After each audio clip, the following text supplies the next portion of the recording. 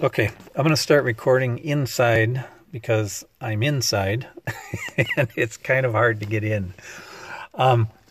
Sitting in here, lots of headroom, so you wouldn't have any issues there. But it's definitely tight. I know I'm bouncing around here.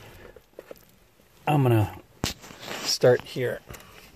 It's a little glove box door. It's got a plate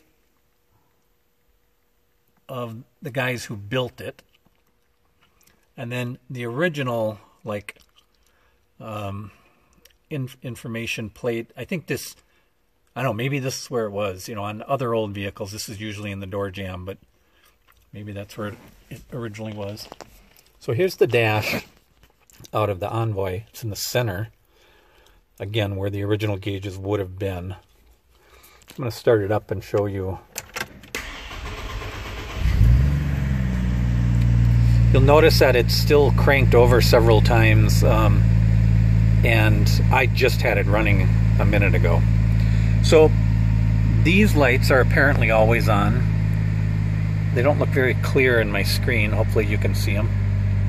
There's a wrench with the traction control, which tells me that it means there's something wrong with the traction control. This is telling you that the traction control is off.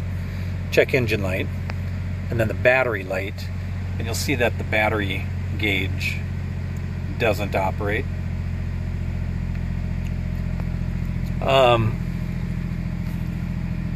It's got these controls here. You can see it says warm and cold on the top two. And this looks like it's heat, defrost, vents in the middle, and the fan. Now these seem to work the way you would expect. Here's what's interesting up here. When I move this one, the radiator cooling fan comes on.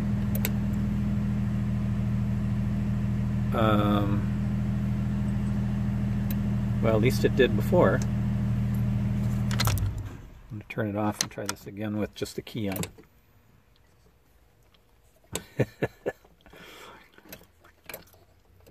Well, something is strange because when he backed it out of the trailer, we pushed it out of the trailer, but once we found the keys and started it, I noted that the cooling fan on the radiator came on with the key. And I asked him, is that how did you want it wired like that? Because that's like your Camaro. And he said, no, that usually just comes on when it gets warm, and it runs until it cools the radiator, and then it shuts off. Well, 5 minutes ago, when I was playing with it, just with the key on like it is now, if I did that, the radiator fan ran, and the thing was stone cold. It hasn't been started since yesterday when I did that. So this was controlling it, and now I'm getting nothing. I can't explain that. There's a stereo here, and he told me that the speakers are mounted up in here, so above the window on each side. He said they're behind this fabric. Over here is the light switch control out of the Envoy, and then the four-wheel drive. So it's a four-wheel drive vehicle. The tilt steering wheel does not work. It looks like that's been removed. There's no control for it. I'm going to get out now and kind of show you what I mean. So you can see how straight up and down the seat backs are. This is a power seat, but it doesn't work. I don't know if it's not connected or if there's something wrong with it, but I can't get any of those controls down there to work at all. As I told you on the phone earlier, I was thinking if you slid the seat forward, you could tilt the back a little bit and make it more comfortable, but I can't get it to move. For me to get in and out, I need to go real slowly because you need to wedge your feet way up under the pedals in order to get your knee under the steering column and kind of get yourself in here. Once I'm in, You know, on a scale of 1 to 10, 10 being really comfortable, I'd say this is about a 4 because of the angle of the seat back. My lower back would get tired of this in a hurry. If I can scoot my butt forward, it feels better, but I don't know if you can see where my knees are. You're taller than me, so I think it's going to be a tighter fit for you. I don't know how this is turning out. He pointed out on the seats, he had this panel done, GM37C, to be the M37 thing. He had this panel replaced on both seats. Pretty cool headliner. It's like sculpted. These are raised ribs, and you can kind of see what's going on up there. So that's pretty attractive. Everything's really neat. There's a console that's full of a bunch of stuff. This looks all custom. And it's got a little shifter with the shift pattern on it. It's an automatic, of course. You press the center button to shift it. Power windows. See the custom billet handles and controls. This is where the handle over on that side, like this one. This one is spring-loaded. And that one, if I grab it, it just kind of flops up and down. It still functions, but it is loose. Now the paint is, below each door they've got some blue LEDs that light up, so kind of cool there.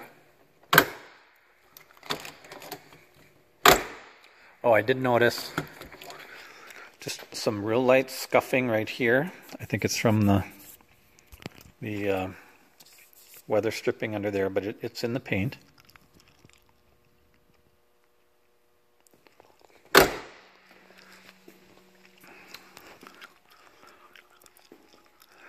There's the wheels and tires. The wheels, he did the same little thing there for the center cap. Looks like they're Bridgestone Dueler AT tires. They got a nice stance to them. They're kind of wide, with the big kind of flat front fenders.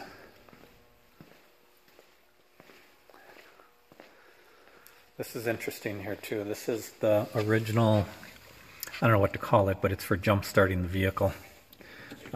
He was explaining to me how these things came with a big cable, and you'd plug it in there and pull up next to another vehicle and plug it into the port on the other vehicle and jump start it that way. He said that this is connected to the battery.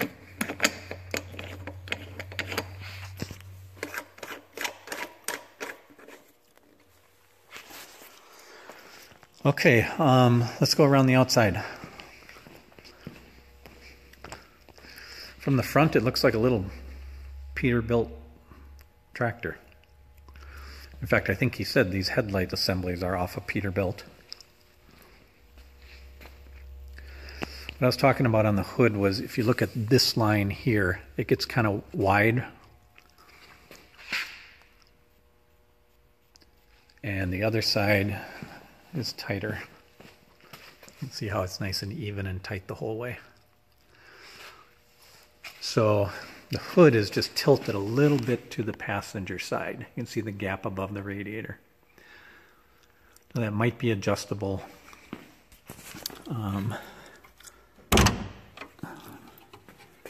Sorry. There we go. Gas struts holding the hood up. It might be adjustable. Doesn't look like it. These aren't adjustable. And there's nothing here. You can see a mark there in the paint from the rubber hood grommets. I can feel it, so I don't think that's going to come out, but it's where the hood grommets sit. But anyway, there's no adjustment left to right. You know, on a lot of cars, there's either here or up here. You can screw it in and out to level the hood. Okay, so a big aluminum radiator. Inline 6, I think he said it's like a 4.2 liter or something like that. Pretty neat and clean under here. There's that Optima battery we were talking about for your Camaro. Horns mounted to the bottom of the hood. A nice finished felt interior there. I mean, it's clean and detailed under here.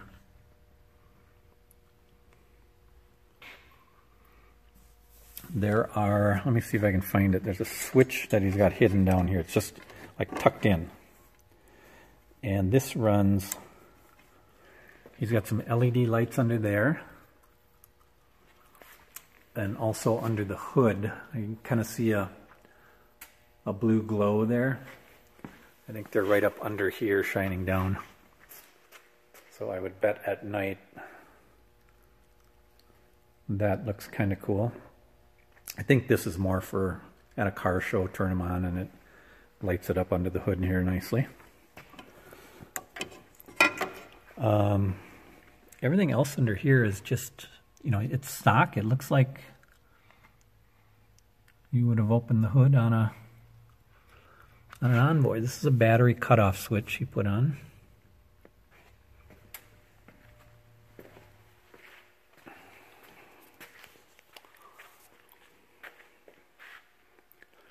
You talked about the fabrication that went into this top.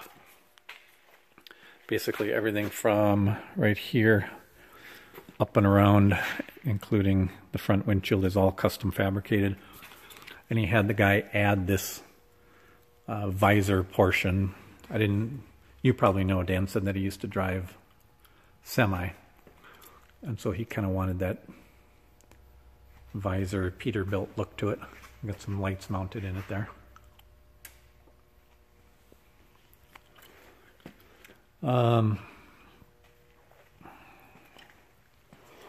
There's a little cubby that goes through. He's just got some supplies in there, but it goes all the way through to the other side. There's a door on the other side you can open up. The rear window is real dark smoked. Bed. So he was telling me how that toolkit there on the military vehicles was mounted on the back of the tailgate. He's got it in there. It's all chromed and perfect looking. You can see the wood bed.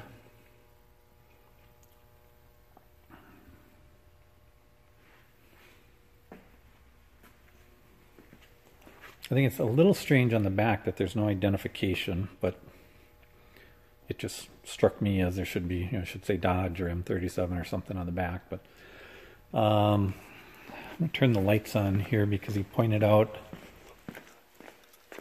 that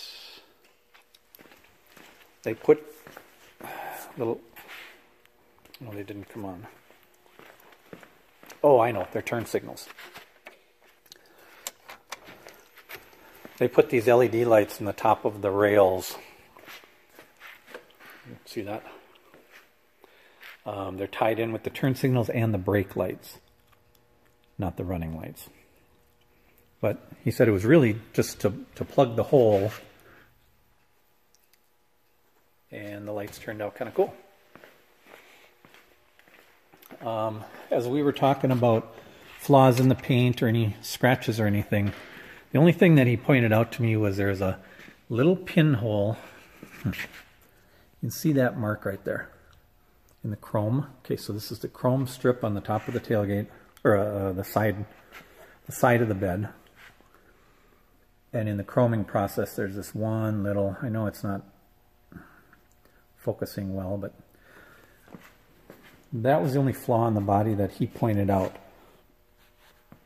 So far, with what I've looked at, I just saw the little bit of scuffing there, and then under the hood that I showed you where those two grommets hit.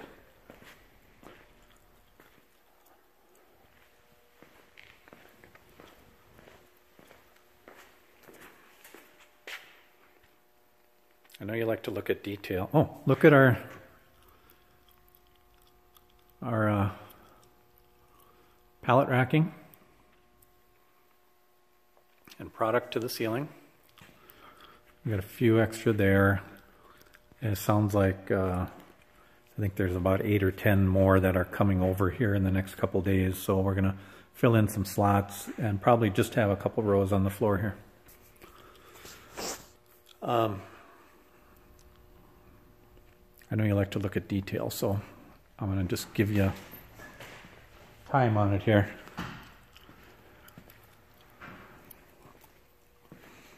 It does have dual exhaust. It doesn't have a tough, cool sound to it at all. When you rev it up a little bit, you can tell it's aftermarket exhaust, but it's not. It's nothing to get too excited about.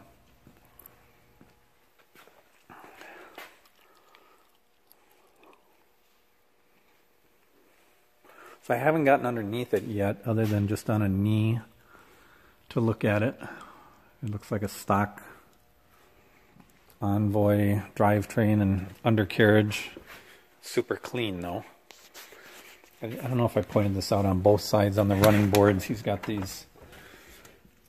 He did the M37 thing again there.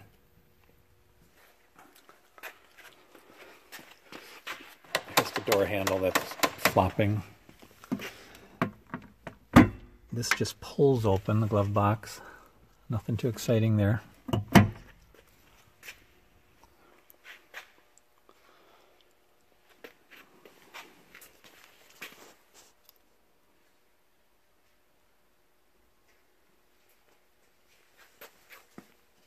Carpeting is nice.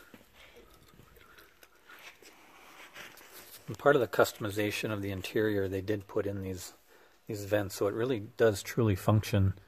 You know, the climate control system functions like stock, where it has it's got heat down below and vents and defrost. They have that all hooked up correctly.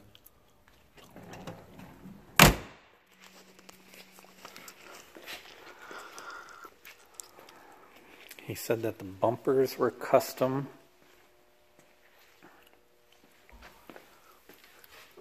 I'm going to close the hood for you again.